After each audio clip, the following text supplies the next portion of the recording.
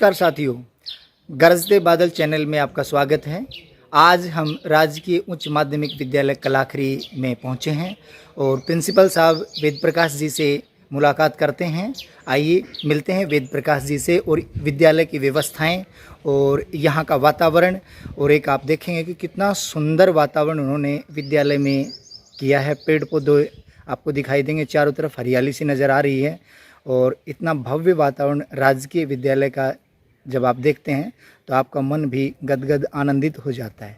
इतना सुंदर वातावरण इन्होंने प्रस्तुत किया है अपनी कार्यशैली से, अपने अध्यापकों के सहयोग से और गांव के लोगों के सहयोग से।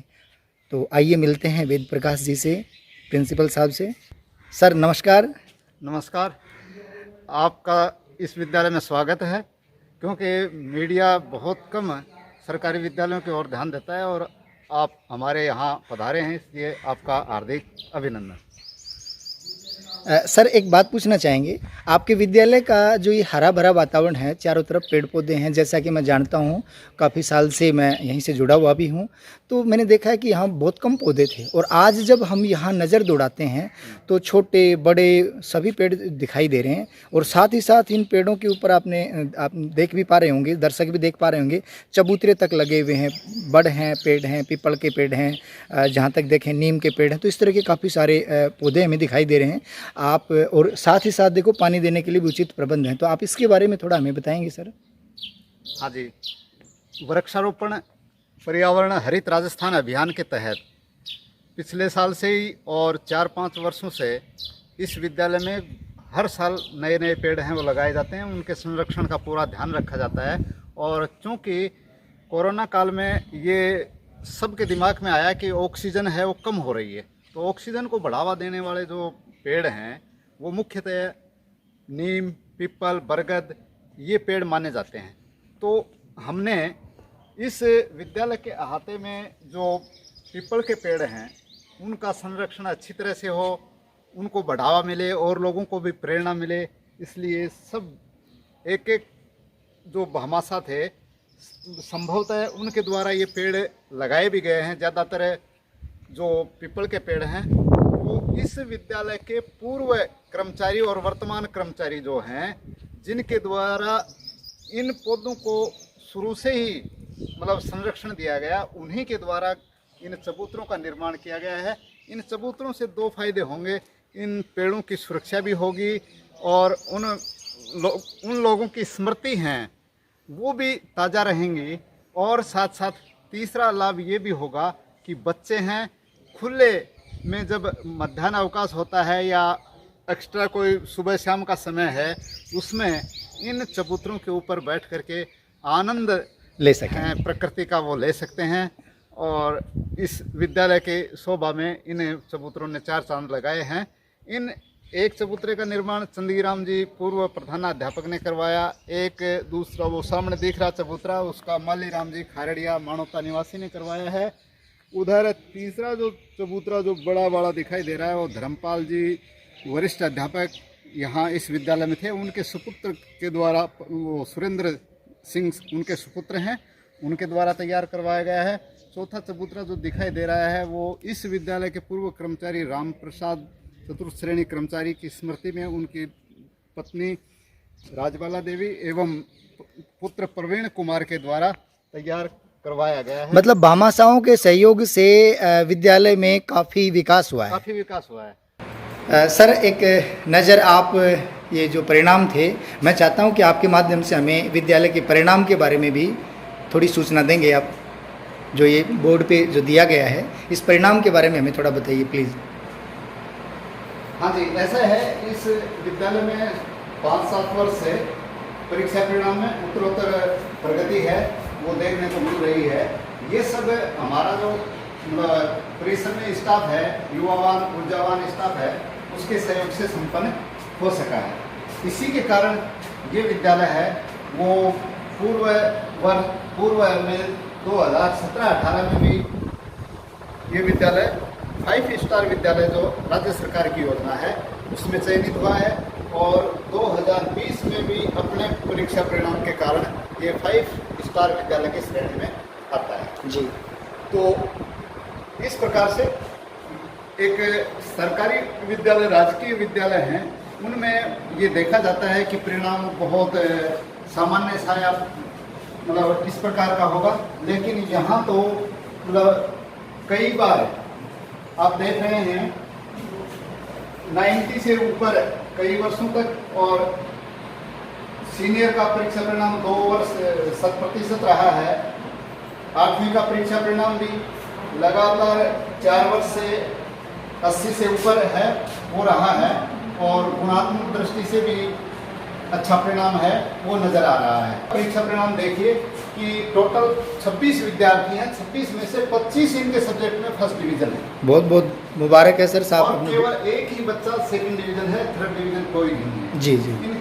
इनका रिजल्ट ब्लॉक में मतलब सर्वोपरि रहा है। इसके लिए मैं इस योग्य जो अध्यापक हैं, प्राध्यापक हैं, इनको भी धन्यवाद देना चाहूँगा। सर एक जानकारी हम और चाहेंगे कि क्या आपके पास 10वीं और 12वीं का परीक्षा सेंटर है अब? ऐसा है, ये विद्यालय है वो 1995 में मतलब 10वीं माध्यमिक विद्यालय में क्रमोन्नत हुआ। गांव के जन सहयोग से जो विद्यालय क्रमोन्नत हुए थे उस योजना में।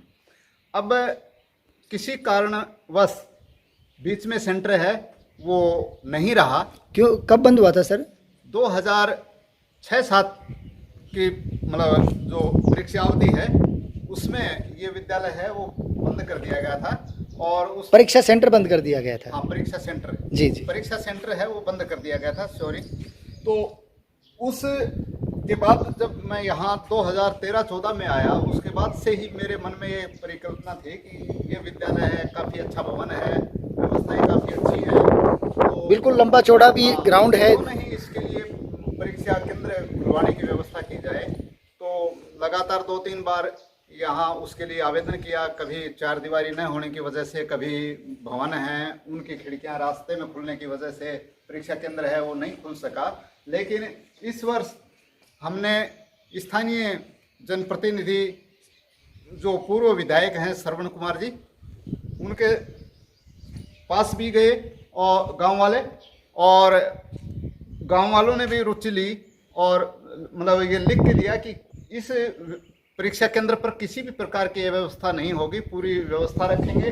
और साथ साथ अब ऐसे नए भवन का नक्शा है वो इस तरह से हो गया है कि इसकी खिड़कियां अंदर खुलती हैं। जैसे ये पूरी बिल्डिंग दिखाई दे रही है, ये रमसा से बनी है।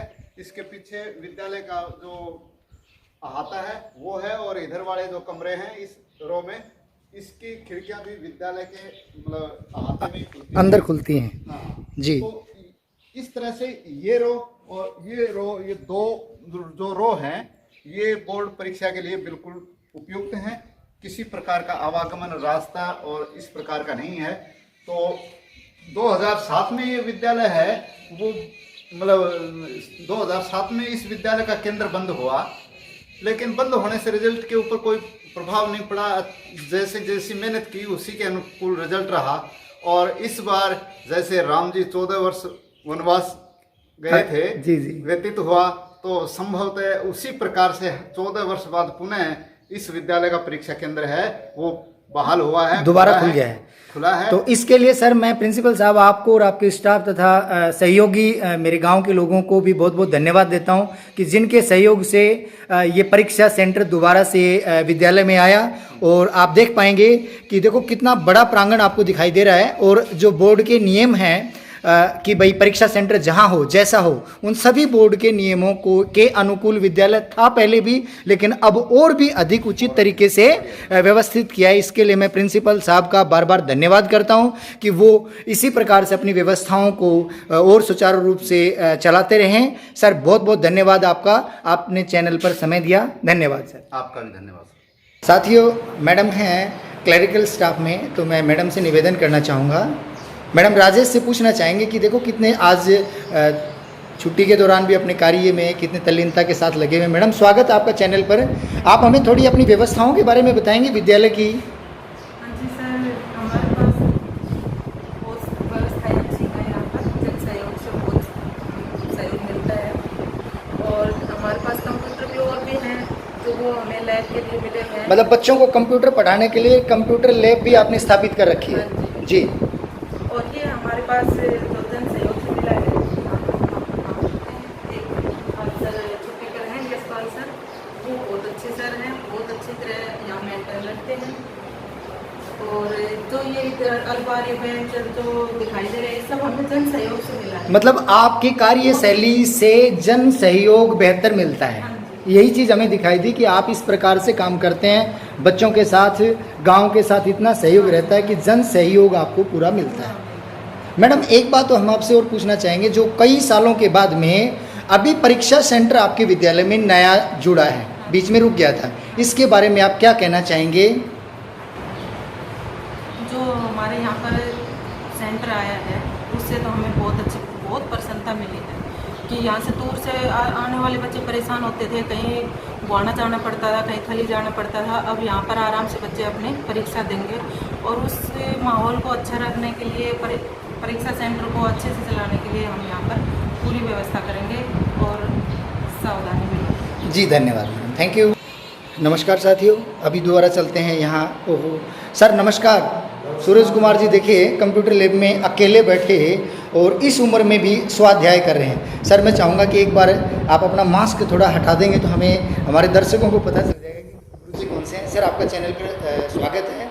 हम पूछना चाह रहे थे आपसे कि अभी जो अपना यहाँ परीक्षा सेंटर नया आया है, इसके बारे में आप हमें क्या कहना चाहेंगे?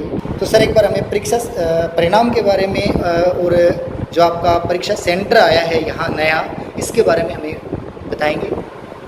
सबसे बड़ी खुशी की बात यह है कि कई सालों के बाद में कलाखरी में सेकेंडरी का बोर्ड का सेंटर आया है, तो पूरे गांव और पूरे विद्यालय परिवार को बहुत खुशी हो रही है। हमारे प्रिंसिपल महोदय श्रीमान वेद प्रकाश जी के सहयोग व गाँव वालों के संपूर्ण सहयोग से ये बोर्ड का सेंटर आया है और बड़े ही पहले जो बात हुई थी उसको सुधारते हुए जो हमारा परीक्षा परिणाम है वो 100% रहा है। इसलिए हमारे किसी प्रकार की विद्यार्थियों को पढ़ाने में और हमारी बहुत अधिक मेहनत का नतीजा है कि हमारा परिणाम हर बार ही 100% रहता है। और जो बोर्ड सेंटर आया है उसको हम पूरी पारदर्शिता के साथ इस विद्यालय में जो निर्देश हैं उनके अनुसार उसका संचालन होगा, ये हम आपको विश्वास दिलाते हैं। सर एक बात और पूछना चाहेंगे हम आपसे कि आप बैठे थे यहाँ अकेले और कुछ मुझे लग रहा है पढ़ रहे थे, या आपकी डायरी आपके हाथ में है, मुझे दिखाई दे रही है, लिख रहे थे, तो आप इसके बारे में भी हमें थोड़ा बताएंगे दर्शकों को। देखिए, कोरोना काल में विद्यालय अभी बंद थे और विद्यार्थी तो अभी विद्यालय से नहीं आ रहे हैं। हमारे जो विभाग है उसके निर्देशानुसार स्माइल 3 कार्यक्रम, शिक्षा वाणी और शिक्षा दर्शन कार्यक्रम चल रहा है। इसलिए हम बच्चों के पास ऑनलाइन ज़्यादा से ज़्यादा कंटेंट पहुंचाने की कोशिश कर रहे हैं, उनको इन कार्यक्रमों से जोड़ रहे हैं ताकि उनका पढ़ाई में किसी प्रकार का नुकसान न हो सके। और जो सब्जेक्ट जिस दिन शिक्षा दर्शन या शिक्षा वाणी पर आता है, हम बच्चों से संपर्क करते हैं और उनको बताते हैं कि आज इस विषय का सब्जेक्ट आ रहा है, ये टॉपिक होगा आपके सामने, आप उसको देखिए, पढ़िए। और जो होमवर्क बाद में दिया जाता है उस होमवर्क को पूरा करने के बाद में हम उनसे वो होमवर्क प्राप्त करते हैं और उसको जांचने के बाद में हमारी जो पोर्टफोलियो फाइल है उनमें लगाते हैं और बच्चों का पूरा मार्गदर्शन कर रहे हैं। प्रिंसिपल साहब आपसे निवेदन है कि आप जन सामान्य को, लोगों को, अपने अभिभावकों को, विद्यार्थियों को क्या संदेश देना चाहें? इस वैश्विक महामारी के दौरान ये देखने में आया है कि इस कोविड-19 की जो महामारी है इसका संक्रमण बहुत ज़्यादा है। इसलिए इससे बचाव का तरीका यही है कि सामाजिक दूरी है, मतलब वो व्यक्तिगत दूरी है, बनाए रखें और कोई भी ऐसी चीज़ें जो सार्वजनिक हैं उसको शेयर बहुत कम से कम करें, बड़ी एहतियात के तौर पे उसका उपयोग करें। जैसे गांव में चौपाल के ऊपर ताश पत्ती खेलने का जो है कार्यक्रम है उसको बिल्कुल बंद रखें, हुक्का इत्यादि है वो भी व्यक्तिगत हो, तो इस तरह से अपन बचेंगे। सार्वजनिक समारोह हैं उनमें छूट भी नहीं है वैसे, और फिर भी अगर 11 व्यक्तियों की छूट है तो उसमें भी अपन बाहर से कोई मेहमान आता है तो बिल्कुल दूरी है उससे बनाए मतलब रखें। सामाजिक दूरी बनाए रखें। हाँ बिल्कुल जी सर। और इस दौरान विद्यार्थियों की पढ़ाई का काफ़ी वो है नुकसान हो रहा है, उसकी भरपाई राज्य सरकार और राजस्थान का शिक्षा विभाग है वो करने के लिए, भरपाई करने के लिए बड़ा सक्रिय है। अब इसी 21 जून से इस्माइल खरी कार्यक्रम है वो प्रतिदिन यूट्यूब के माध्यम से विद्यार्थियों के व्हाट्सएप ग्रुप हैं कक्षावार बना रखे हैं, उन पर प्रेषित किया जा रहा है और शिक्षावाणी रेडियो के ऊपर आता है और शिक्षा दर्शन टीवी के ऊपर विविध चैनलों के ऊपर आता है। उन चैनलों कौन कौन से चैनलों पर आ रहा है ये अपन फॉरवर्ड कर देते हैं उस व्हाट्सएप ग्रुप पर और उसके माध्यम से उसका लाभ विद्यार्थी उठा सकते हैं। बड़े मज़ेदार कहानियाँ हवा महल इसमें आती हैं और क्विज में प्रश्नोत्तरी आती है, तो विविध प्रकार के कार्यक्रम शिक्षा विभाग ने ऑनलाइन अध्ययन के लिए उपलब्ध करवाए। मतलब बच्चों को कहना चाहेंगे कि भाई घर में रह करके स्वाध्याय करें और राजकीय जो कार्यक्रम उनको विद्यालय प्रबंध समिति के द्वारा विद्यालय के स्टाफ द्वारा उनको प्रोवाइड करवाए जाते हैं तो वो उन कार्यक्रमों का लुत्फ उठाएं और अपने शिक्षा विभाग जो कार्यक्रम भेज रहा है बड़े अच्छे हैं, उनका वो मतलब अच्छी तरह से उपयोग करें। अगर किसी के पास मोबाइल फ़ोन जैसे ग्रामीण इलाका है भी नहीं तो वो घर घर जाके शिक्षक हैं उनको थोड़ा बहुत अपने मोबाइल से वीडियो दिखा करके उसको मोटिवेट करने का काम है वो कर रहे हैं फील्ड में, और उनके वो क्विज प्रश्नोत्तरी है उसको हल करवाने का जिम्मा है वो विषय अध्यापकों को दिया गया है। जी धन्यवाद सर, आपने बहुत सारी बातें बताई दर्शकों को और साथ ही साथ कई सारी विद्यालय की जो छुपी हुई चीज़ें थी उनको भी आपने उजागर किया और विद्यालय में नया सेंटर आया इसके लिए मैं आपको पुनः हार्दिक शुभकामनाएं प्रेषित करता हूं। ईश्वर करे कि बेहतर तरीके से विद्यालय में ये सेंटर चले और भी अच्छे तरीके से अध्यापक गण गुरुजन हैं वो इस कार्यक्रम में इस विद्यालय के उपक्रम में सहयोग करते रहें। धन्यवाद। विद्वजनों के सहयोग से और भामाशाहों के सहयोग से ये विद्यालय है अनवरत प्रगति के पथ पर है और हम पूरी मेहनत के साथ इसे अच्छा बनाने का प्रयास कर रहे हैं। आपका भी धन्यवाद। Thank you.